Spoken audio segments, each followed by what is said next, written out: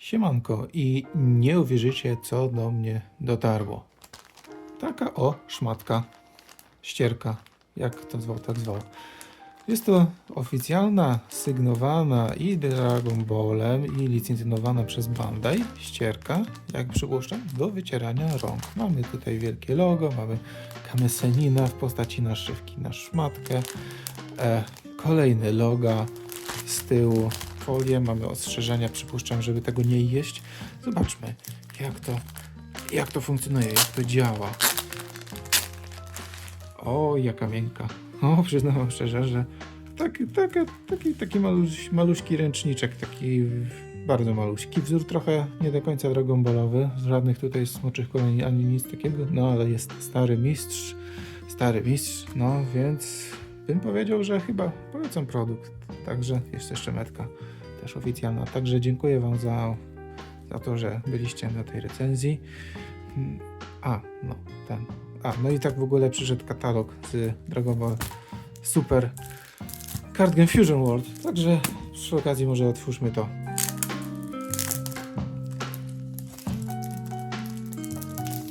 No i tak, co to jest w ogóle? Otóż ten katalog i ta szmatka to nie jest jakiś temat losowy. Obie te rzeczy przyszły w jednej paczce. Przypuszczam, że to jest po prostu gratis, dodawany przez ten sklep indywidualnie, bo katalog ten był prowadzony przeze mnie z Japonii, z tego sklepu. W paczce mieli taką ulotkę. Jump Ichiban, jeśli dobrze to czytam. Jump Ichiban, nie wiem, ale taka całkiem fajna wizytówka, jakby co, to możecie skorzystać. Te katalogi widziałem, że jeszcze tam są. No i w paczce była ścierka, którą już widzieliśmy, ale również taki oto katalog z Dragon Ball Super Card Game Fusion World. Jest to katalog, jak sama nazwa sugeruje, który zawiera po prostu listę kart, które wyszły w ciągu pierwszego roku od premier karcianki. I szczerze powiedziawszy, szkoda, że to nie wyszło w jakimś zrozumiałym języku, a tylko po japońsku. Z przodu mamy okładkę z Goku i z tą taką japońską typową, takim paskiem obwolutowym, ale zdejmę go na razie, ale na tym pasku też jest widoczna informacja, że w środku są dwie karty. Jest karta, w sumie to altprint z 5 setu oraz promka z numerem 37. Obie karty są po japońsku. Więc z przodu mamy jeszcze raz Goku, logo i opis, co to w ogóle jest. Z tyłu jedna z grafik promocyjnych gry. Na górze są kody kreskowe oraz jest cena, jak przypuszczam, gdzie chyba chodziło o to, że to jest 1600 jenów. Prawdopodobnie. To jest cena prawdopodobnie. Tak więc, ponieważ jest to artykuł japoński, czytamy go od prawej do lewej. No i w środku tak, tu jest ta karta schowana, z tego co widzę, tu jest ta karta z tym Goku dorosłym, imitującym oficjalną grafikę Toriyamy, a tu jest ta karta promka z tym Goku z Daimy. Daima się skończyła, więc dajcie znać, co sądzicie. Ja jeszcze nie wiem, co o tym sądzę.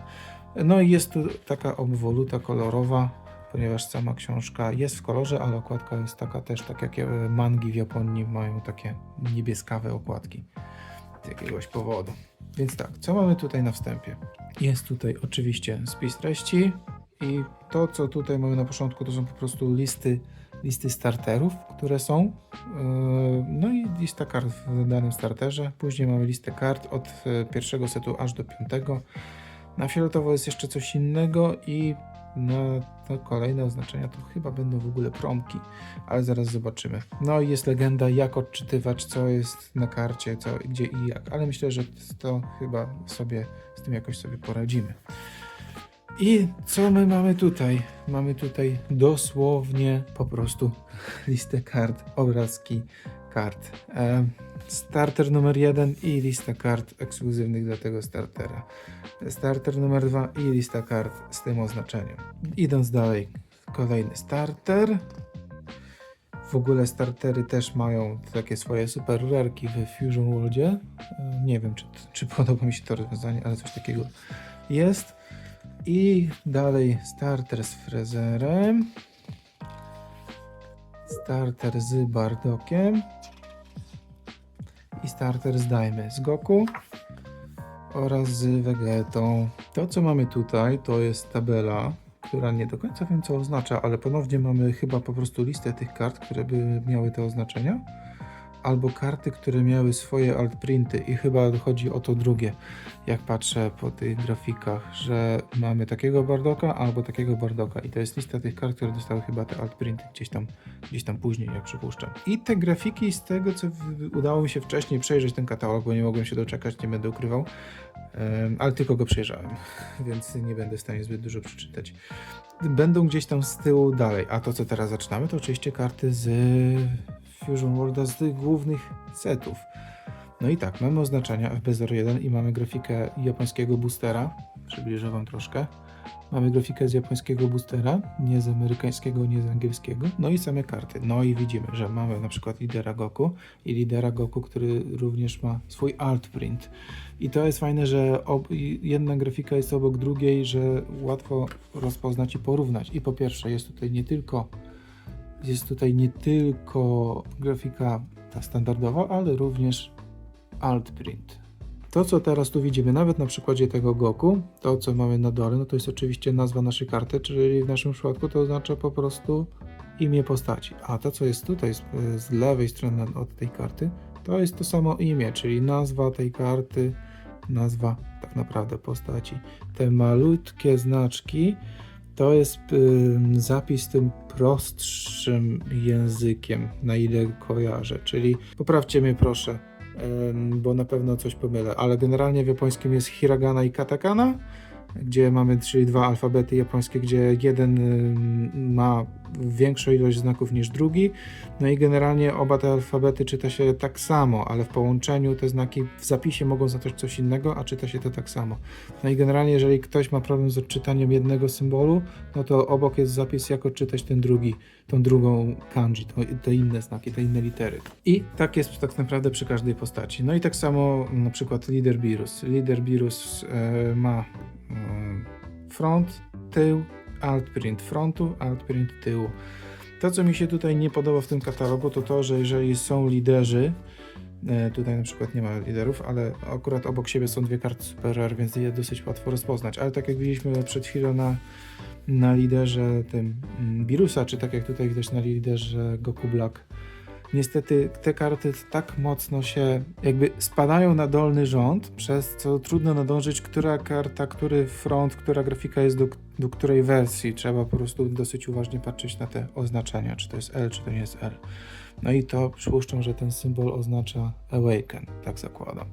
No i mamy na przykład grafikę z przodu Goku Black, grafikę z tyłu Goku Black, grafikę z przodu Goku Black Altprint, grafikę z tyłu Goku Black Altprint, czyli widzicie, o co mi chodzi. Nie idzie to jakoś tak w jednym rządku, w jednej kupie, tylko idzie karta, idzie i zamiast obok siebie pokazywać obie wersje lidera, czy po prostu całego lidera, przód i tył i znowu Enter, przód i tył lidera Alt, to jest to przeskakiwanie gdzieś tam pomiędzy tymi grafikami. Raz jest Alt obok, raz gdzieś jest pod spodem. Więc to mi się akurat w tym katalogu nie podoba. No i tak jak widzicie na tych innych oznaczeniach, no to mamy przede wszystkim oznaczenie koloru oczywiście, numer, nazwa karty, czyli jej imię tej postaci, albo tak jak tutaj jest po prostu ta nazwa karty bez nazwy postaci. No i tyle. I to jest tak naprawdę cały katalog. Ale to jest fajne, że można sobie... Jest to taki fajny, pisemny katalog, jest to taki fajny kąsek trochę kolekcjonerski, jeżeli ktoś lubi zbierać takie pierdoły. Ja na przykład lubię te materiały drukowane. Taki oficjalny katalog, dzięki któremu bardzo łatwo zaznaczyć albo sprawdzić, które karty się ma, a których kart się nie ma. Jeżeli się nie prowadzi żadnego takiego nieoficjalnego spisu. No i na przykład ołóweczki można zaznaczać albo skreślać jak w filmach, takim krzyżykiem, jeszcze mazakiem najlepiej. Więc przejrzymy, co tam jest dalej. Tu już jest drugi set. Teraz dopiero zwróciłem uwagę, że również nawet te właśnie oznaczenia kolorów też mają te uproszczone zapisy za pomocą małych znaczków. W mangach też jest to stosowane, ale nie spodziewałem się, że jest to stosowane w ogóle na samej karciance. Nie widziałem kart japońskich.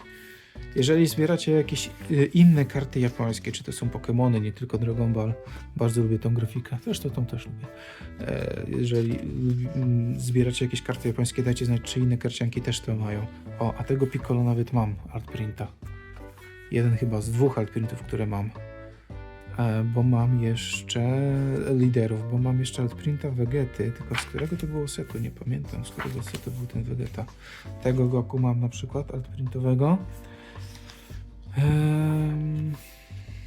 To chyba nie z tego setu. Teraz już nie pamiętam. To był żółty lider Vegety. W którym secie był żółty lider Vegety? W drugim pewnie. Żółty lider, tak, tego lidera właśnie mam. Mam tego, no oczywiście zwykłą wersję i wersję altprint. Tak, właśnie tego mam. No i altprint, tak jak widzieliście też na openingu, już mi się ręka zatrzęsła, aż mi wyszła poza kadr ta wersja Goku altprintowa Secret Rare, no i God Rare. I tutaj tak samo są oznaczenia te dodatkowe, to znaczy jeżeli jakaś karta z poprzedniego setu jest altprintowana w tym secie, to ona zostaje jakby przypisywana dalej do tego konkretnego setu. Tutaj mamy karty z trzeciego setu i przy tym trzecim secie nadal jest altprint z pierwszego setu, no w tym przypadku obie karty są z pierwszego setu i również karta altprintowa common z żółtego startera, z czasu startera numer 4. No i tutaj się zaczyna set numer 4. No i tutaj tym bardziej widać, że jest jakaś grafika lidera, tu jest jakaś grafika lidera i tutaj już się zaczyna altprint. Tak jest to kompletnie rozwalone, nie jest ze sobą powiązane. Więc podobnie tak jak na stronie internetowej, jeżeli wejdziecie w spis kart i zobaczycie, że jak dojedziecie na sam koniec, że altprinty z poprzednich setów są dokładane do tego konkretnego setu, no to właśnie przez to, że te altprinty są drukowane tylko w tym secie. No ale przejdźmy dalej może do czegoś ciekawszego, bo tutaj te karty mniej więcej wszystkie kojarzycie. No to ten altprint wygląda świetnie. Nie uważam, żeby wszystkie karty potrzebowały altprintu, ale które te karty mają, te altprinty mają naprawdę fantastyczne. I tutaj zaczyna się 5. set. O, i właśnie, zanim przejdziemy do 5. setu, najnowszego, mamy jeszcze to, że znowu kończą się karty.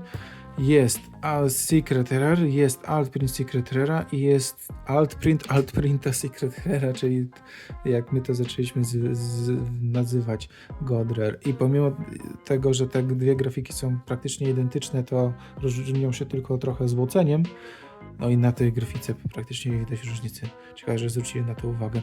No ale właśnie tutaj również są te grafiki altprintowe z poprzednich setów pokazane. Fajnie, że to jest w taki sposób pokatalogowane. Lubię takie rzeczy, lubię takie katalogi, lubię materiały drukowane. Zawsze mi się podobały, no co mam powiedzieć. Grafiki, które ostatnio oglądaliśmy, czyli Dokkany, znaczy nie oglądaliśmy, tylko akurat mi wypadł Goku Super Saiyan 4 z Dokkan Battle altprint. Wcześniej nawet nie widziałem, jakie dokładnie są grafiki altprintowe z Dokkana. Akurat z tych to mi się podobają najbardziej androidy. Bardock jest też niczego sobie. No, nam wypadł Goku i Zamasu, ale ten Gohan wygląda fantastycznie. Tego Gohana mógłbym mieć. No i ten Vegeta widziałem na innym unboxingu. Ten Vegeta ma niesamowitą fakturę. Fantastycznie to wygląda. Ten Majin Buu też. No i są 3 dziewczyny, 3 wojowniczki z poprzednich setów w tym pop-artowym stylu. Nie wiem nawet w jakim, jak go opisać.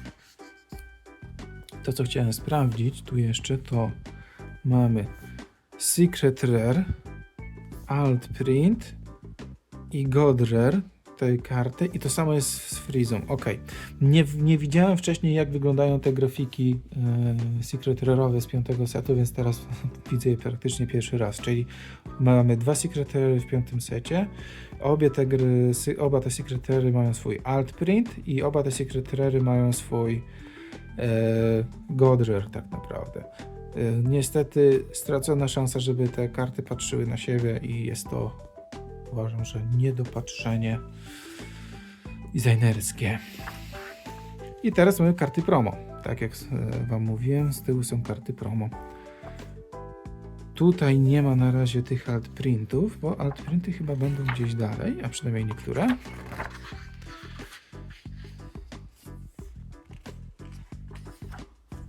To są wszystkie te promki, które dostajecie na przykład na turniejach. Tu zakończyła się karta promo numer 36, czyli jak domyślam się w ciągu pierwszego roku nie wyszło więcej promek niż numerowanych, przynajmniej niż 36. Cała reszta natomiast kart to są promki w takim znaczeniu, że to są altprinty, czyli to są te karty z paczek, które też już rozpakowaliśmy, gdzie są no po prostu altprinty z Tournament Packa. To są za udział w turnieju, jeśli dobrze pamiętam. No i tu już są te wszystkie oznaczenia. Tak jak ten pierwsza promka, która była numerowana do 777, taki miała numer maksymalny. Ojej, nie widać, bo tu... No ja widzę na kamerze, tego nie widać. 777 sztuk istnieje tamtego altprintu oficjalnie. I to, co tutaj jest teraz, nowy parametr się jakby pojawił pod kartami. Bo mamy tutaj kartę, mamy te nazwy, to wszystko tutaj się nie zmieniło, ale doszedł taki opis, który był pod kartami. Ten opis to jest opis, gdzie i kiedy można było daną kartę zdobyć, daną promkę.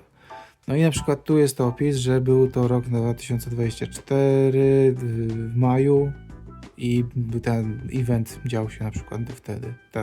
Tak to odczytuję mniej więcej. Ale te same informacje są na stronie internetowej. Ten Goku na przykład jest, z tego co kojarzę, do zdobycia jako produkt, o właśnie, jest numer 01. Jest jakiś taki produkt, czyli taki deckbox, gdzie jest no po prostu pudełko, jest przekładka i taka właśnie karta promo. Nie można jej chyba inaczej zdobyć. A przynajmniej tego konkretnego altprintu. Tego altprintu to nawet nie kojarzyłem na przykład. No i właśnie, mnóstwo z tych grafik nie widziałem. Mnóstwo, jakby, bo te grafiki kompletnie mnie ominęły, jako że nie biorę udziału w turniejach. Ten altprint z Daimy bardzo mi się zawsze podobał, ale też zdobycie go jest praktycznie niemożliwe w Europie, bo on był gdzieś tam na jakichś ekskluzywnych eventach i nie wiem, czy w ogóle dotarł ten event do krajów, gdzie mówi się w jakimś ludzkim języku. Ale są altprinty tutaj, widzę, z Sparking Zero, o których też opowiadaliśmy wcześniej przy okazji poprzedniego unboxingu. No i to są właśnie karty też, które są... Teraz jak to czytam, to wygląda na to, że te altprinty były do zdobycia w edycji kolekcjonerskiej Sparking Zero. Jest to w sumie niewykluczone. Ale widziałem, że te altprinty bardzo też trudno zdobyć. I też nie wiem, czy one w ogóle wyszły poza Japonią. Nie będę ukrywał, że nie wiem. Dalszy ciąg altprintów oraz również takie altprinty, które były takimi zwycięskimi, typu czy Champion, czyli zwycięzca jakiegoś turnieju. O, tą promkę już widzieliśmy. Tą akurat udało mi się rozpakować. I te wszystkie promki, tak, te wszystkie promki udało się zdobyć. A to są te full arty nawet, czy nie, tych nie zdobyłem. O, tutaj na Bully skończyliśmy. Te powyżej widzieliśmy z Tournament Packa i te tutaj widzieliśmy. No i promki zwycięskie, na przykład tutaj kolejna jakaś numerowana, tutaj ze stemplem zwycięskim.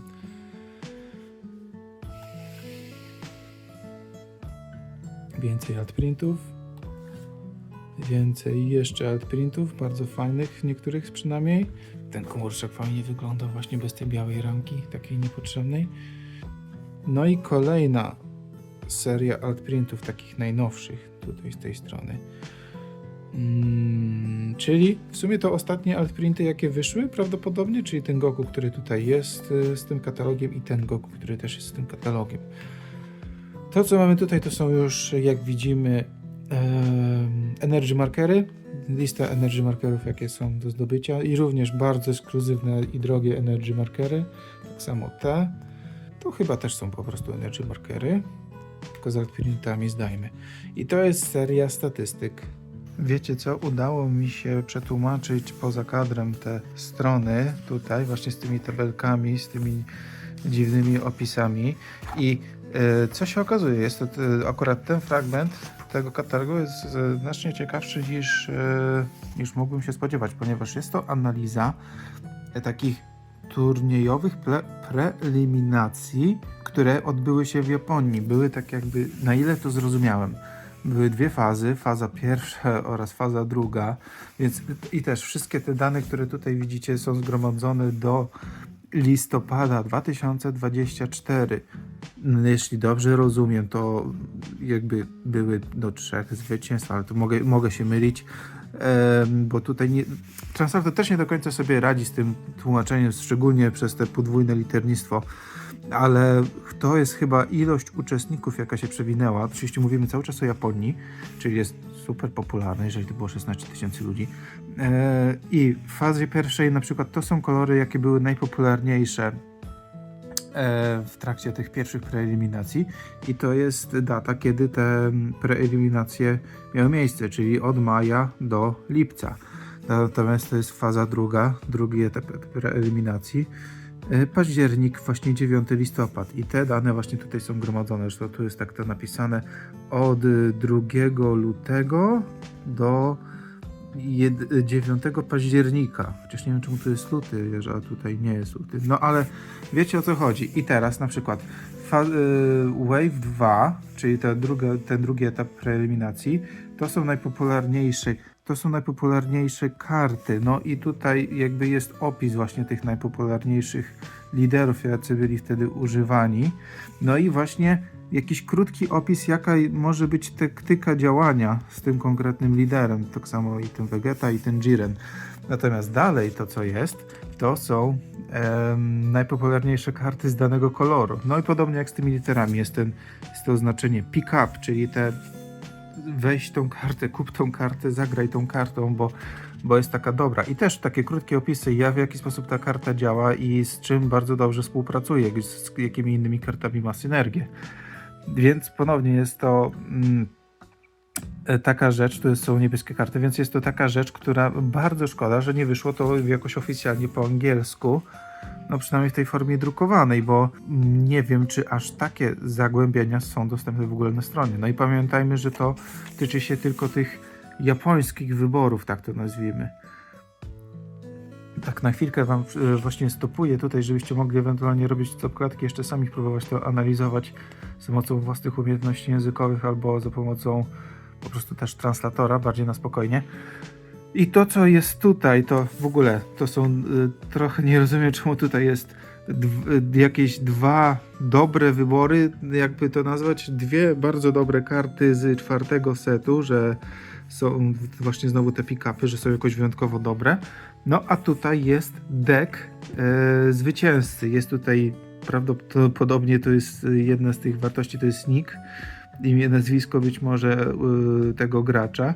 No i widzimy, że jest to Goku Super Saiyan 2, który współpracuje z Satan City najbardziej i właśnie to jest tutaj napisane, że jest to synergia pomiędzy Satan City i Saiyanami, chyba tutaj nie pamiętam. I lista kart, które były w tym zwycięskim deku. To tutaj natomiast, no tamten nagłówek to jest właśnie finał, czyli zwycięzca całego tego turnieju, który odbył się właśnie zapewne w listopadzie. A tutaj to, co jest, to jest top 64 i jak się domyślam, to jest lider, nazwa tego lidera oraz ile ludzi tego lidera miało w tym top 64, więc to pewnie będą androidy? Tak, na to wychodzi, nawet tutaj było to spisane. Najpopularniejszym zielonym deckiem były androidy z pierwszego setu i aż 14 osób z pierwszej top 64 miało właśnie tego androida. Natomiast tego Goku niebieskiego z setu trzeciego było jeszcze w top 64 11 osób. No i tak dalej, no i tak dalej. Widzimy, że nawet jeszcze ten Goku z pierwszego setu się łapał, albo to Beerus, nie pamiętam, który to był numer 002, który to był z tych liderów. Także jeśli chodzi o taką analizę dla graczy, nie spodziewałem się, że w tego typu katalogu będzie również taka analiza dla graczy. Fajna rzecz, na pewno najciekawsza z całego tego katalogu. I jeszcze trochę wywiadu z autorami i jeszcze jakaś garść informacji. Trzeba będzie to spróbować jakoś przetłumaczyć. I koniec. No i teraz kwestia tych promek. Jeszcze gdyby grafika z tyłu kogoś interesowała, to znowu jest ten Goku i Vegeta, tylko że bez koloru. Jak to zrobić, żeby to wziąć, otworzyć i tego nie zepsuć? Chyba po prostu z tej strony spróbuję to urwać. Najpierw ten Goku zdajmy. Nie ma żadnej koszulki.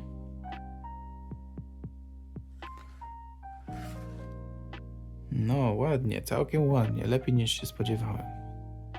Fajnie wygląda ten Goku, nie ukrywam. Bardzo mi się podoba. No ale zobaczmy jeszcze tego Goku, który mnie osobiście bardziej interesuje. Bardzo lubię te karty, które nawiązują do starych ilustracji Toriyamy. I jest to ten Goku, który robi taką ikoniczną już pozę Kamehameha. No, chodź tu. Oła. I jest tutaj już jakiś wzorek. Tęczowa karta i jest tutaj... widać jakąś taką fakturkę. Na tamtej dajmy chyba nie było. I jest to altprint z 5. setu RK. No i tak jak mówiłem, jest oznaczenie tej karty. Mamy na dole większymi znakami ten skomplikowany japoński, a na górze ten uproszczony. I nawet na opisie karty jest taka różnica. Jak widzicie, tutaj na górze te malutkie oznaczenia to są te uproszczone znaki. Super. Fantastycznie to wygląda. Wow. Fajnie. Tak więc, moim zdaniem teraz, jeżeli ktoś nie ma takiego katalogu, to czy warto go sobie sprowadzić? Nie do końca. Szczerze powiedziawszy, ja lubię. Podobają mi się takie rzeczy i ja lubię, ale jeżeli ktoś nie lubi, to nie ma sensu, żeby się tym katował, bo ten sam katalog jest w internecie. To jest fajna rzecz, bo to jest kolekcjonerska rzecz, jest taka drukowana, papierowa i jest offline'owa. Ale dokładnie ten sam katalog jest na oficjalnej stronie internetowej. Poza tym sprowadzenie tego troszkę kosztuje, bo jak wejdziecie na stronę, to będziecie mieli cenę, ale pamiętajcie, że wysyłka to jest jakieś drugie tyle. I to się robi nagle dosyć kosztowny wydatek, a być może nie warto tak do końca. Przynajmniej nie dla wszystkich. Jeżeli nie macie takich możliwości finansowych, to nie próbujcie tego za wszelką cenę sprowadzać nie wiadomo jakim kosztem. Na eBayu na przykład trzeba za to wydać prawie 200 zł. To zdecydowanie za 200 zł bym Wam odradził. Jeżeli macie możliwość sprowadzania tego za powiedzmy 50 zł, powiedzmy, żebyście się nawet wyrobili w 100 zł, jeżeli macie taką możliwość i finansową i fizyczną, myślę, że to jest fajne. A jeżeli nie, to chyba sobie odpuśćcie. Zresztą już widzieliście, co tu jest, więc wszystko już jest dla Was jasne. Jestem bardzo ciekawy, czy w następnych latach też będą to robić i szkoda, że to nie wyszło po angielsku, może dzięki temu byłoby tańsze i szkoda, że czegoś takiego nie było wcześniej przy Masters. Dzięki temu być może Masters byłoby trochę mniej skomplikowane, jakby musieli drukować wszystkie te karty jako takie katalogi. Byłoby trochę szybciej je dostać, znaczy jak to powiedzieć, może nie drukowaliby ich tak dużo, tak szybko, może by zwolnili trochę z produkcją. Dobra, dziękuję Wam, bardzo fajne, mi się podoba, ale zalecam zakup z rozwagę przy zakupie, a szmatka to oczywiście jest super premium produkt i to akurat warto spróbować sobie kupić. Dzięki za uwagę, pa pa!